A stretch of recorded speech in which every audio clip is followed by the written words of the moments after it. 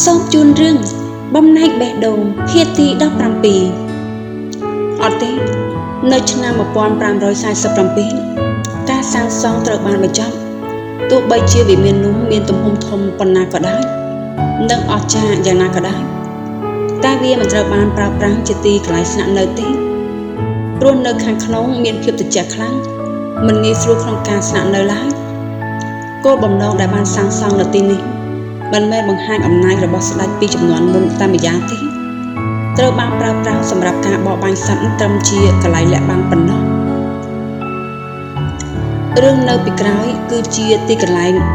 ម្ចាស់ប្រមាញ់សម្រាប់ព្រះបាទហ្វ្រាំងស៊ីសនិងក្រុមអមរបស់ទ្រង់តែប៉ុណ្ណោះនៅក្នុងសតវត្សទី17ព្រះបាទលវីសទី14ទ្រង់បានប្រើជាកន្លែងស្នាក់នៅពេលប្រមាញ់និងរៀបចំកម្មវិធីព្រឹត្តិការណ៍តន្ត្រីនៅទីនោះសតវត្សទី18វិមានត្រូវបានទុកចោលជាច្រើនឆ្នាំប៉ុន្តែត្រូវបានប្រើជាកន្លែងស្នាក់នៅរបស់ County Chabot សតវត្សទី19ត្រូវបានប្រើប្រាស់ជាកន្លែងស្នាក់នៅសម្រាប់ព្រះអង្គម្ចាស់និងអភិជនសារៈសំខាន់ដែលភ្ញៀវទេសចរនិងមគ្គុទ្ទេសក៍ចង់ដឹងចង់បង្ហាញគឺអំណាចនិងសិល្បៈនិងការរស់ឡើងវិញរបស់បារាំងក្នុងសតវត្សទី16ដែលជាគំរូស្ថាបត្យកម្មដែលមានឥទ្ធិពលលើវិមានបារាំងផ្សេងៗសពថ្ងៃជាគោលដៅទេសចរដ៏ពេញនិយមនិងជាកន្លែងសិក្សាប្រវត្តិសាស្ត្រសម្រាប់និស្សិតក៏ដូចជាអ្នកដែលចូលចិត្តស្រាវជ្រាវពីប្រវត្តិសាស្ត្រសកលផងដែរបងសាន់ដូចជាមកកតេននេះនិយាយបញ្យល់ឡើងហ្វាស្ដាប់ឡើងចូលចិត្តតាមម្ដងហើយនាងតូចញញឹមបិទមាត់ស្ញាញ់សាយស្រង់ដាក់គេទាំងអារម្មណ៍ល្អហើយក៏ទាញសរសៃមាត់អេលីសាន់ឲ្យញញឹមតាមនាងមិនឈប់ដែរ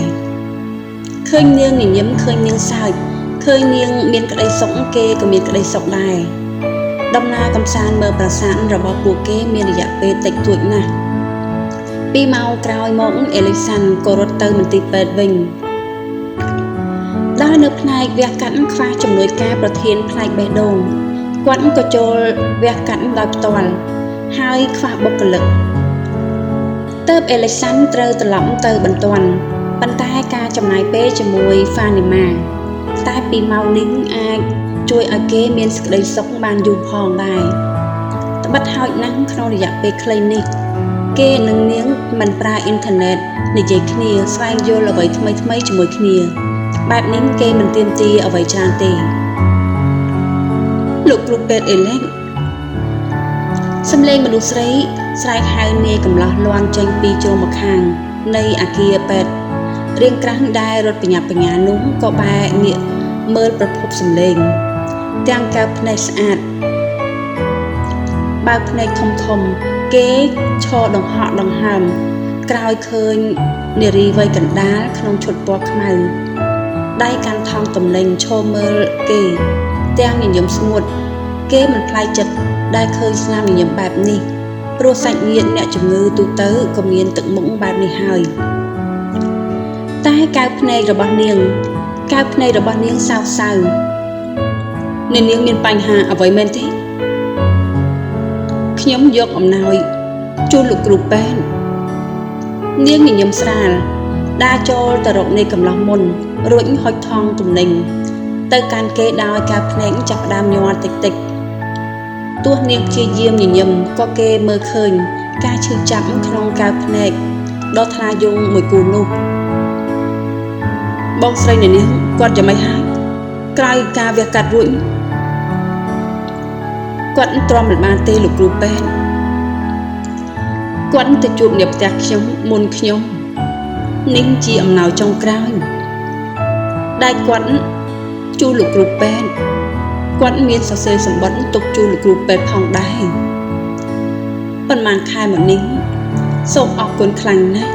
ដែលបានមើលថែបងស្រីរបស់ខ្ញុំ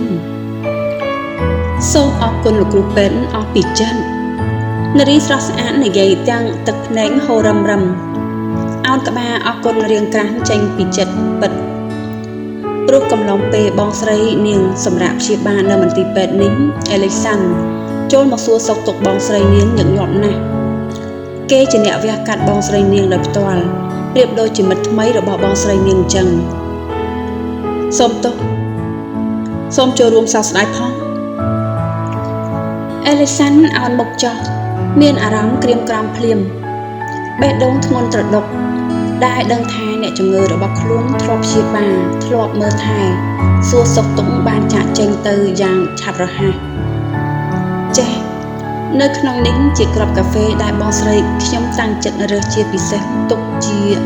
កាដូជូនលោកគ្រូពេទ្យខ្ញុំមិននៅរំខានលោកគ្រូពេទ្យយូរទៀតទេសូមលាសិនហើយនាងតូចអោនគោរពអេលីសាន់ទៀតបន្តិចមុននឹងងើបមុខឡើងវិញញញឹមដាក់គេបន្តិចទាំងសោកសៅមិនទាន់បាត់តែក៏ត្រូវចាក់ចេញដូចគ្នានារីលើកដៃកាន់ខ្សែកាបូបអឹបនឹងស្មាជាថ្មីរួចបែរខ្នងដើរចេញយឺតឈប់សិនសំឡេងក្រលើស្រែកបង្អាក់ដំណើរស្រីក្រមុំរៀងស្ដើងបែរមកវិញសម្លឹងមុខអេលីសាន់ទាំងកៅភ្នែកភ្លឹកជាប់គេចូលមករកនាងប្រសិនបើអ្នកនាងត្រូវការខ្ញុំជួយអាចតាក់ទងមកខ្ញុំបានគ្រប់ពេលហើយណាស់នាងក៏មានមិត្តភក្តិម្នាក់ទៀតមិនមែនម្នាក់ឯងនោះទេអេលីសាន់ហុចកាតនាមប័ណ្ណរបស់គេឲ្យទៅនារីរូបស្រស់រួចវាចាទាំងញញឹមស្រាលស្នាមញញឹមកក់ក្ដៅរបស់គេដូចជាព្រះអាទិត្យស្រោចស្រង់បេះដូងដ៏ក្រៀមស្វិតរបស់នាងក្រមុំរូបនេះឲ្យមានពន្លឺរស្មីឡើងវិញអរគុណណាស់លោកគ្រូពេទ្យប្រសិនបើខ្ញុំមានការអីខ្ញុំនឹងតាក់ទងទៅលោកសូមលាទៅសិនហើយបាទ